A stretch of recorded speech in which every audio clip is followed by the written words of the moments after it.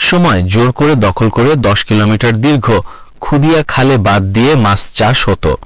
একসময় এই খালে নৌকা ও ট্রলার চলত। আজ তা অতীত। খালটিতে জোয়ার ভাটা না থাকায় খাল ভরাট হয়ে বর্ষাকালে আশেপাশের গ্রাম প্লাবিত হতো। রবিবার দৌলতপুর আড়ংঘাটা এলাকায় খুদিয়া খালের কচুরিপানা পরিষ্কার কার্যক্রমের উদ্বোধন করেন বিএনপির জাতীয় নির্বাহী কমিটির ছাত্র বিষয়ক সম্পাদক রকিবুল ইসলাম বকুল।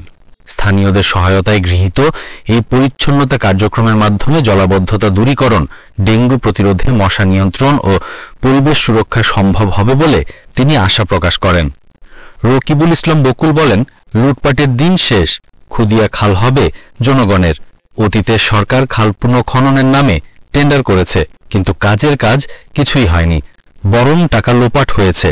জনগণের ভোটে নির্বাচনে বিএনপি রাষ্ট্র পরিচালনার দায়িত্ব পেলে 10 কিলোমিটার দীর্ঘ খুদিয়া খাল পুনঃখনন করে জনগণের জন্য উন্মুক্ত করা হবে।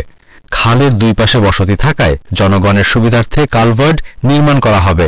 পাশাপাশি খালের পাশে সড়কও পুনর্নির্মাণের পরিকল্পনা রয়েছে। খালটা দীর্ঘদিন যাবৎ অব্যবস্থাপনায় ভরাট হয়ে গিয়েছে। বিগত সরকারের আমলে আমরা যে ততটা শুনতে পেরেছি যে কয়েকবারই পদক্ষেপ নিয়েছিল, টেন্ডারও হয়েছিল, কিন্তু কাজ কিছু হয়নি, টাকাগুলো লোপাট হয়ে গিয়েছে। তা আমি গত সপ্তাহে এসেছিলাম এখানে একটি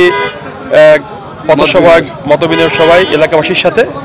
তাদের দাবি ছিল এই খালটা পুনঃখনন করে জনগণের উপকারী একটা খালে পরিণত করতে, যার মাধ্যমে জনগণ যাতে উপকার পায় এবং এই খালটা বর্ষাকালে ভরাট হয়ে গেলে এই গ্রামবাসী প্লাবিত হয়ে যায়।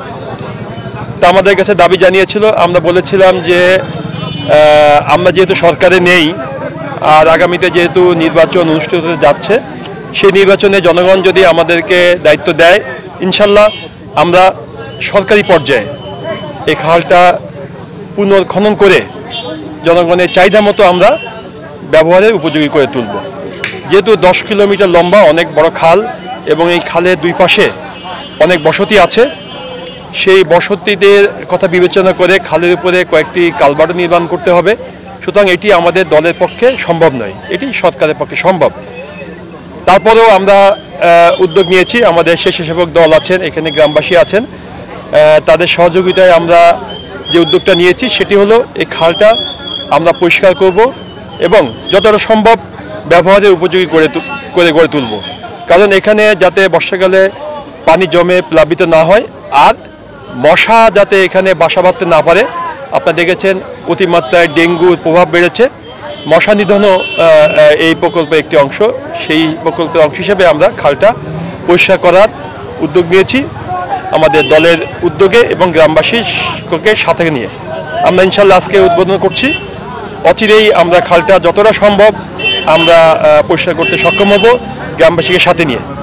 খালের কচুরিপানা পরিষ্কার কার্যক্রমে খুলনা মহানগর বিএনপির সভাপতি শফিকুল আলম মোনা, সাংগঠনিক সম্পাদক শেখ সাদি, দৌলতপুর থানা বিএনপির সভাপতি মুর্শিদ কামাল, সাধারণ সম্পাদক শেখ ইমাম হোসেন সহ বিভিন্ন পর্যায়ের বিএনপি, ছাত্রদল ও যুবদল নেতৃবৃন্দ উপস্থিত ছিলেন। ডেস্ক রিপোর্ট, বাংলার গেজেট।